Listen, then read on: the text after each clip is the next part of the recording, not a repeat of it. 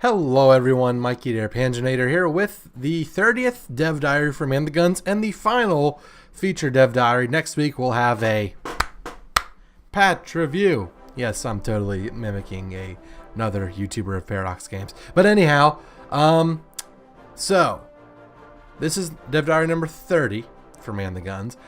And this one is all about AI plans. So these are those settings, those game rules that allow you to pick paths for countries. So this one is Archangel. Archangel is the author of this one. And, well, back in Waking the Tiger, they added support to give the AI multiple paths that can go down. And this is going to be part of the free 1.6 Ironclad update that is releasing alongside Man the Guns. They are, well, putting this into the custom game rules menu, which will allow you to pick which path a country should go down. So every country with a unique focus tree now has at least 2 AI strategy paths, depending on the number of branches in the focus tree. So like for Germany here, it looks like there's, I guess default, I don't know what default is, fascist, democratic, restore the Kaiser, random. So depending on the number of blah blah blah, and you can pick which path the AI should follow specifically, or let the AI pick a plan at random, or tell the AI to obey other game settings. So the setting, if you do this setting, it overrides all other game settings. So if you choose like historical if you choose historical focuses but tell the German AI to restore the Kaiser, it'll restore the Kaiser. So basically this takes precedent. Of course, this would allow us to set up scenarios that would make some achievements fairly trivial. Some of the settings disable achievements. So it should also be noted that this you can use this to create combinations that lead to situations that Paradox did not anticipate when they made some of the focus trees, such as should democratic Germany really ally with communist Hungary to contain fascist France, or what if Britain is communist, or event chains. So given the often mutually exclusive nature of focus trees and the sheer number of possible combinations, it can lead to situations where one AI can no longer continue its path or things behave in unexpected ways. So to kind of show this off, the Paradox people have put together a little after action, or as I'm going to call it later, mid-action report of a little scenario that people around the office and probably online have been talking about. How many monarchies can you have at the same time? And this, of course, will be reading from the Dev Diary heavily. So if you want to read it yourself, check the description. I'll give you a link. Let me copy that link. Right, I'll do that later. So, quote, so Germany will bring back the Kaiser, Hungary will restore Austria-Hungary, Romania will aim to achieve Balkan dominance, Japan will restore the Emperor, Manchukuo will attempt to gain independence, Britain will give support to the King's Party, Charles II of Romania approves but is quietly told that is not what that means. And finally, the Netherlands will try to support the only man in the Dutch government, Queen Wilhelmina. France is kept as default, so it will react to Imperial Germany, and America and Mexico are set to random. We will observe this from the country of Uruguay. So, first screenshot, Germany embroiled in civil war, blah blah blah, Wehrmacht coup, Mackensen. You've all seen this event before. Let's hope peace will soon restore to Europe. Germany kicks off the monarchist revival with their civil war. As a little side note, we have reworked the positioning of the armies at the start of the German Civil War a little to give more coherent front line. Meanwhile, the Hungarian AI has decided to strengthen the monarchist, Britain is still building up its industry, and Japan is supporting the Kodoha faction. There we go. Oh, look, strengthen the monarchies. Yay, good job, Hungary. While the German Civil War rages, Britain continues to build up, and Hungary is rushing down the branch to restore the monarchy. With Romania set to expand later, that is probably the right choice. Hitler's summer offensive has the royalists in Germany on the back foot for most of 1936 before they managed to contain it. At the same time, Otto von Habsburg has assumed the Hungarian crown. Incensed by Edward's insistence to marry Wallis Simpson, the British government has resigned. Manchukuo is still biding its time at building up the industry. Otto assumes Hungarian crown. Yay, event, woohoo, fancy picture. Will the empire rise again? Question mark. By October 1936, the Royalist counteroffensive is in full swing and has largely succeeded in restoring the original front line. Meanwhile, Otto's first act as King of Hungary is to start an ambitious program of industrial expansion, believing no doubt that providing jobs to the Hungarian workers will help build support for his rule. Surprising many observers, Alf Landon has defeated Roosevelt in the presidential elections and wastes little time returning the dollar to the gold standard in a bid to undo the damage wrought by the irresponsible policies of his predecessor. Is it just me, or do I hear Dixieland being played on banjo in the background?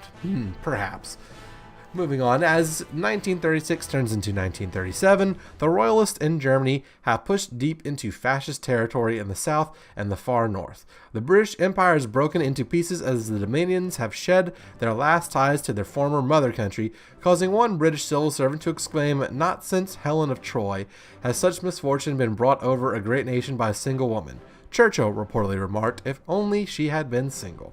So yay, look, the empty British government as the portrait of the leader. That's quite funny. And the King's Party, where you have Mosley and Churchill, and I forgot who the third guy was. About a year after the insurrection started, the writing is on the wall for Hitler. A last-ditch offensive in Mecklenburg has failed, with only moderate territorial gains.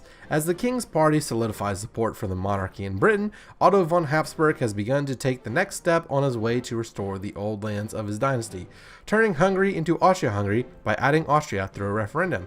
Oh, look at good old cute little Otto with his cute little mustache. Demand a referendum. There we go. Good job. By early 1937, the fighting has reached Berlin. Hitler orders all available resources to be thrown in a counterattack under General Steiner, but is informed by his generals that this attack did not take place. He takes the news with his usual stoicism. I think this is a reference to the downfall scene that everyone memes. Steiner. Good old downfall memes. You can never have too many downfall memes. The city falls a few days later, and the fascist government does not survive the end of the month. In Britain, Edward has taken the crown and is evidently preparing a great coronation ceremony. Against all expectations, the people of Austria vote to return to the rule of a Habsburg king. There we go. And here's Focus Tree, God Save the King. Hey, look at good old Edward. Good job. Let's go. Stability and bonuses and less political power. The rather hasty departure of India from the British Empire brings the question of the Muslim population in the country to the forefront. Worried about a lack of representation, Muslims in Pakistan and Bangladesh have taken up arms to defend their freedom. Observers expect a long and bloody struggle. Pakistan has declared war on India. Good job. I think Pakistan also includes Bangladesh because historically Bangladesh was East Pakistan and then it became independent and blah blah blah. Indian Civil War. That's all you need to know. By this point, the Civil War in Spain is considered little more than a side note, as Alf Landon shocks the world with a strong commitment to a policy he simply calls America, or he calls simply America First. The news of a minor incident in the Zeppelin Hindenburg is missed by most major newspapers, although German Princess Victoria Louise has reportedly shown a great interest in it. You see, this is a reference to the event chain that can make her the Kaiser. Kaiserin? I don't know how. Kaiserin? Is that how you pronounce female Kaiser? Anyway. Meanwhile, in Asia, Generalissimo Chiang Kai-shek is preparing a new offensive to finally bring the warlords on the periphery under his control. Emperor Puyi has successfully renegotiated the relationship to Japan, giving him much more control over internal matters. As the press in Europe prepare to attend the official ceremony in which King Otto of Hungary is crowned Kaiser of Austria-Hungary, and the German military government declares its commitment to restoring the monarchy, the central government in China has declared the Southern Pacification Campaign, quotes, against the obstinate Guangxi clique and the governor of Yunnan. So yeah, good old Chiang Kai-shek trying to subjugate the warlords. The Spanish Civil War ends in a Republican victory. In his first speech as Emperor of Austria, Otto announces that his government will seek to deepen ties with the former provinces of Bohemia and Slovakia, while also extending his warmest congratulations to the German government for defeating the poisonous snake of fascism in their country, promising to do what he can to help them in restoring the old order. Seeing the way the wind is blowing, especially since their traditional ally France seems to face a resurgence of communism and may not be available to protect them for much longer, the Czechoslovakian government decides to accept Otto as King of Bohemia and be absorbed again into the resurgent Austria-Hungary. Not to be outdone by his now much larger neighbor, Charles II of Romania takes steps to institute a royal dictatorship. Hey, look, Austria, look at the map. It looks nicer. It'll clean up. Too many countries in Europe.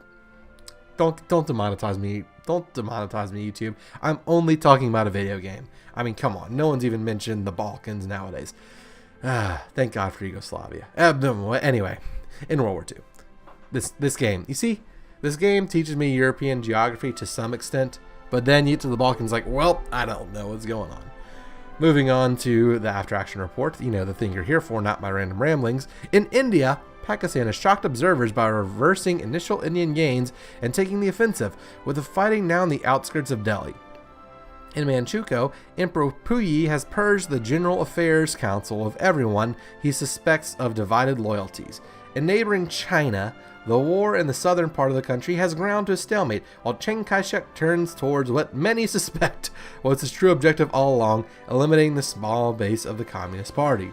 On the 4th of August 1938, some 20 years after he was forced to abandon his throne, Kaiser Wilhelm II returns to Germany. The world, he remarks, seems to have finally understood why it needs monarchs. Meanwhile, Austria-Hungary, although still technically under the provisions of the Treaty of Trianon, have begun a barely concealed rearmament program. Wilhelm II returns to the German Empire. A return to the start of the century? The fortunes of war in India have turned once again, as India has launched a major offensive along the entire front and has pushed back Pakistani forces along the line. With the demise of the Hitler government in Germany, fascist Italy is looking increasingly alone on the world stage. Ah, poor Benito. Insert your shocked Benito face. You see, I could probably find that. Yeah, let's maybe find that. This is cemented by diplomatic maneuvering at the highest level, with an exchange of personal letters between Kaiser Wilhelm II and his distant cousin Edward VIII. It appears that both see eye to eye with regards to Italy, and some diplomats even speculate that this is but the first step towards a full-scale alliance between previous enemies. With France looking increasingly likely to fall to communism, Germany is eager to secure its back while it deals with the communist threat on the continent. Italian diplomatic isolation. The British have been plotting. ... Ooh. This is probably one of the newer events for, the British-German alliance that can happen. Anyways, in the final days of 1938, Indian forces finally crushed the last bits of Pakistani resistance and end the long and bitter struggle. At the start of 1939, the political landscape of Europe has changed quite dramatically. Two monarchs regain the thrones they had lost in 1918, and one has brought back the crown to a level of power not seen in centuries. In the Far East, Emperor Puyi is biding his time, as he knows that Japan must eventually strike against the Soviet Union, and when it does, his moment has come. The King of Romania has cemented his power, and although any attempt to strong-arm Hungary is now impossible, he may yet assert his position on the Balkans. Meanwhile, in the US, conservative and reactionary elements have made a comeback, leading to a decisive shift to the right of U.S. politics. With the post-war order in Europe collapsing and old thrones being restored, the U.S. starts to prepare for an intervention in Europe should it come to that. And this is why I call it a mid-action report, because that's all for today. Next week, there will be a massive recap episode, this time for the 1.6 patch log, and Man the Guns release the week after. There we go. Good stuff. Yep, mid-action report because they don't get too far. I mean, it's the start of 1939. We didn't see anything about Belgium going, or not Belgium, the Netherlands going monarchist or anything. But, it's pretty cool. Now, I do like this feature a lot. I think it's interesting. But one thing I think this could use, it would be nice to have a feature that, so a lot of the formable nations, like the Ottomans or the Byzantines or Scandinavia or the Nordic League, or some other ones. United States of Central America, Gran Colombia. I think those are the main ones that are formed by neutral nations. Even the Polish-Lithuanian Commonwealth a little bit. I mean, the other ones like Rome, the EU, maybe even the United Netherlands or, the Benelux, whatever. Basically, I wish you could have a feature where you could tell nations to go for formable nations. Like, could you imagine setting Greece and Turkey to go for their respective formable nations? I also forgot Arabia and Persia. Those are mainly made up or started by neutrals. But if you could tell Greece to go for Byzantium and Turkey to go for the Ottomans, and then you had a Greco-Turkish war, that'd be pretty cool. I think that's the next step of this feature. I hope we get that. I mean, it might be tricky to be able to program that without a focus tree, but I think it can be done. Someone please make that a mod. But anyways, that is all the time I have for this episode. That's not all the time. I'm so used to saying that for normal things. That's all Paradox has provided us with for this dev diary. I hope you enjoyed this overview. If you did, be sure to leave a like and consider subscribing to the channel. Thank you all so much for watching, and until the next one, this is Mikey der Panzernator signing out. See ya, nerds!